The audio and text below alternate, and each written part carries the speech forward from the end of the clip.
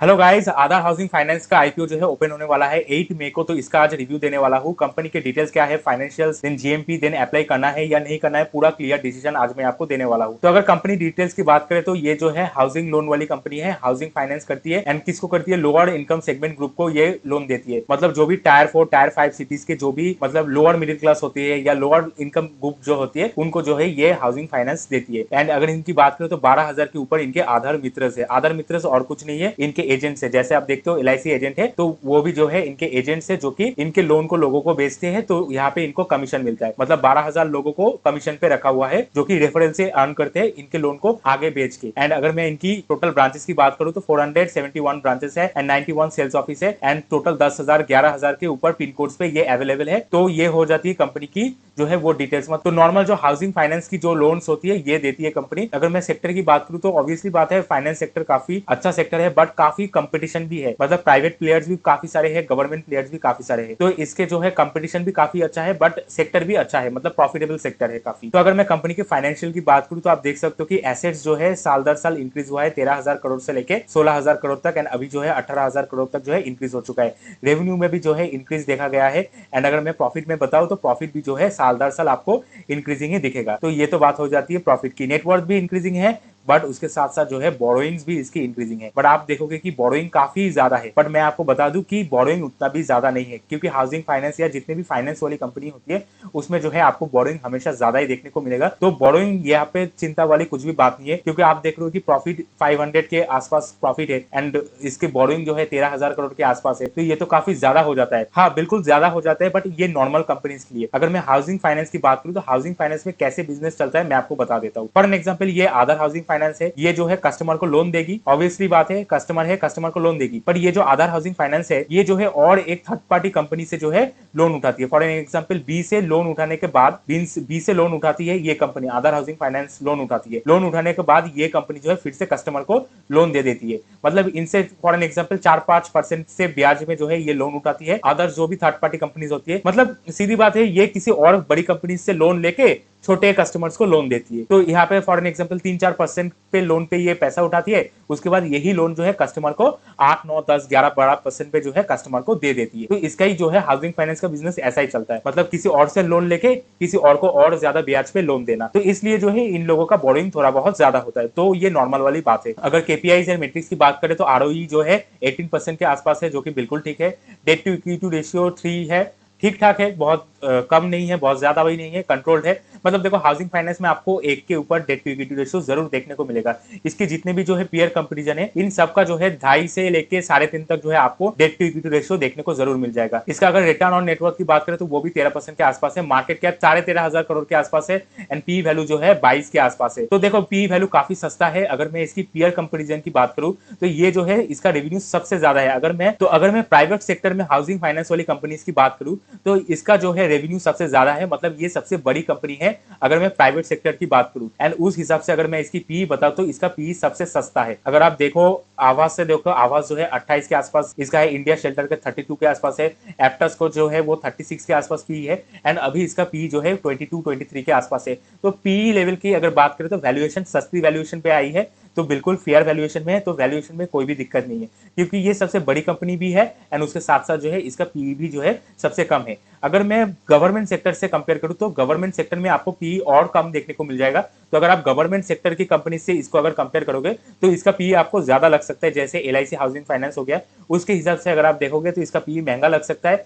But obviously बात है, government से इसका कंपटीशन नहीं है, इसका कंपटीशन प्राइवेट सेक्टर वालों से ही है। तो उस हिसाब से अगर देखें तो पी बिल्कुल ठीक है, पी में कोई भी जो है दिक्कत वाली बात नहीं है। अगर मैं ग्रॉस एनपीए की बात करूं, क्योंकि फाइनेंस कंपनी होती है, जब भी बैंकिंग कंपनीज होती है तो उस पर जो है एनपीए जो है काफी बड़ा रोल प्ले करती है।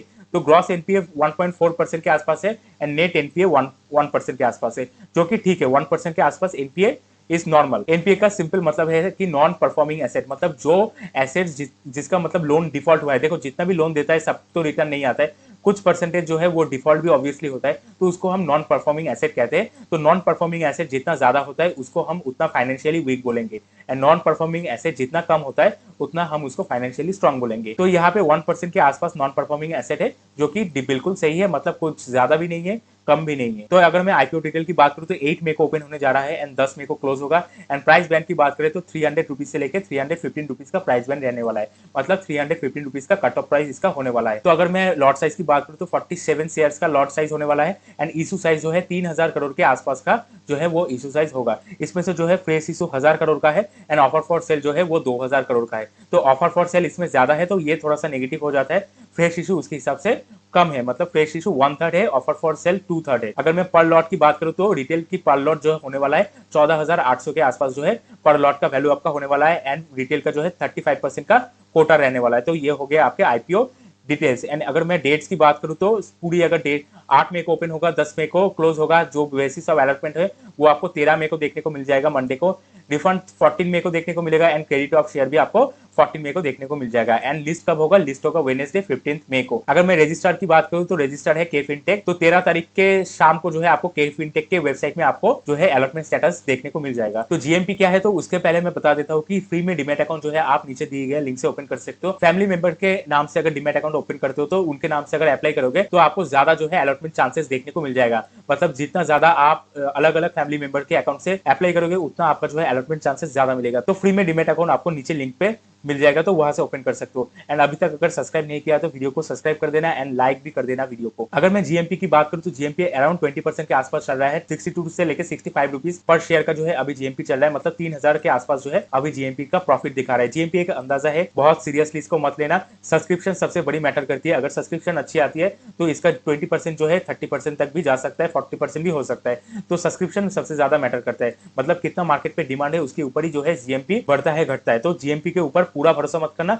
अगर सब्सक्रिप्शन अच्छा आता है तो जीएमपी और भी बढ़ सकता है। अगर मैं ऑब्जेक्टिव ऑफ इशू की बात करूं तो जो है फ्यूचर कैपिटल के लिए जो है और कैपिटल चाहिए, इसलिए ये पैसा उठा रहे हैं। एंड दूसरी जो है जनरल कॉर्पोरेट पर्पस, उसके लिए जो है ये कैपिटल उठा रहे हैं। एंड बाकी तो जो है ऑफर फॉर सेल है, मतलब प्रीवियस इन्वेस्टर बेच के निकल रहे हैं। तो ये हो जाता है ऑब्जेक्टिव ऑफ इशू। अगर मैं पॉजिटिव एंड नेगेटिव की बात कर लूं तो देखो पॉजिटिव तो मेन बात हो जाती है कि इसके फाइनेंशियल्स आ जाती है। फाइनेंशियल्स इसके पॉजिटिव है, प्रॉफिट ग्रोइंग है एंड इसके साथ साथ इसका वैल्यूएशन भी है, काफी सस्ता आया है। अगर मैं बाकी प्राइवेट कंपनी से अगर मैं कंपेरिजन करूं तो उन सबसे ये बड़ी कंपनी भी है, बट इसके वैल्यूएशन उन सबसे सस्ती भी है। तो ये एक पॉजिटिव पॉइंट हो जाता है। एंड काफी लोगों का जो है माइंड में आ रहा होगा कि डेट थोड़ा ज्यादा नहीं है, तो देखो डेट कंट्रोल है, बहुत ज्यादा नहीं कह सकता बट बहुत कम भी नहीं है। तो मेजोरिटी जितनी भी इस सेक्टर की जितनी भी हाउसिंग फाइनेंस वाली कंपनीज होती है उन सब में जो है 2.5 से लेके 4 तक का जो है डेट टू इक्विटी रेशियो रहता है। तो हाउसिंग फाइनेंस कंपनी में डेट टू इक्विटी रेशियो थोड़ा ज्यादा रहता है, तो वो कंट्रोल वाली बात है, वो नेगेटिव वाली बात नहीं है। नेगेटिव वाली बात हो जाती है कि ऑफर फॉर सेल थोड़ा ज्यादा है, ये थोड़ा सा एक नेगेटिव हो जाता है, बट बाकी ओवरऑल जो चीजें हैं वो पॉजिटिव है। एंड अगर मैं सेक्टर वाइज बताऊं तो सेक्टर वाइज भी ठीक है, कंपटीटिव सेक्टर है, ये याद रखना कंपटीटिव सेक्टर है, बट सेक्टर प्रॉफिटेबल है। क्योंकि फाइनेंस सेक्टर में आप मतलब रियरली देखोगे कि लॉस मेकिंग कंपनीज आती है, तो फाइनेंस सेक्टर में सेक्टर जो है वो काफी प्रॉफिटेबल सेक्टर है। तो उस हिसाब से मैं अगर बात करूं तो सेक्टर ठीक ठाक सेक्टर है, सदाबहार सेक्टर है। तो अप्लाई करना है या नहीं करना है, देखो अगर आप लिस्टिंग गेन के हिसाब से अप्लाई करना चाहते हो तो आपको मेन बात देखना पड़ेगा कि इसका डिमांड कितना है। तो अगर क्यूआईबी का अगर सब्सक्रिप्शन अच्छा आता है, अगर एंकर लिस्ट अच्छा आता है, मेन बात हो जाती है कि फाइनेंस कंपनी है, अगर इसमें एंकर लिस्ट तगड़ी एंकर लिस्ट आती है तो इसका जो है आप लिस्टिंग गेन के लिए तो ऑब्वियसली अप्लाई कर सकते हो। उसके साथ साथ आप लॉन्ग टर्म के लिए भी जो है वो अप्लाई कर सकते हो। एंकर लिस्ट के ऊपर काफी जो है रोल प्ले करेगा, कि डिपेंड करेगा एंकर लिस्ट कैसा आता है। उसके बाद अगर क्यूआईबी का सब्सक्रिप्शन लास्ट डे अगर अच्छा आता है तो जो है और डिमांड जो है इसका हो सकता है, तो तब लिस्टिंग गेन के हिसाब से अप्लाई किया जा सकता है। तो पूरी बात आ जाती है कि इसका डिमांड कितना रहेगा उसके ऊपर ही डिपेंड करेगा। अगर आपको डिमांड अच्छा देखने को मिलता है तो long term as well as listing gain के लिए आप जो है इसको देख सकते हो। तो अंत में जो है डिसीजन आपका ही रहेगा। ठीक है, मैं आपको एक सजेशन दिया, बट फाइनल डिसीजन आपको लेना है। ऐसा नहीं है कि मैंने जो बताया वो ब्लाइंडली फॉलो कर लेना है, आपको भी जो है कंपनी को रिव्यू करना है। मैंने आपको जो जो बता दिया तो उसके हिसाब से आप देखो, आप खुद भी एनालाइज करो, उसके बाद खुद का डिसीजन खुद लो। तो आज के लिए इतना ही था। अगर आपको वीडियो पसंद है तो लाइक शेयर एंड सब्सक्राइब जरूर कर देना। एंड टीवीओ टेक का जो आईपीओ है उसका भी रिव्यू जो है कल या परसों के अंदर मैं आपको दे दूंगा। एंड इंडिजेन का आईपीओ जो है उसका भी एंकर लिस्ट कल के अंदर ही जो है वो आने वाला है, तो उसका भी जो है अपडेट आपको मिल जाएगा। तो चैनल को सब्सक्राइब एंड वीडियो को लाइक जरूर करके जाना, क्योंकि लाइक करते हो तो एक मोटिवेशन जरूर मिलता है। तो आज के लिए इतना ही, मिलते हैं अगले वीडियो में।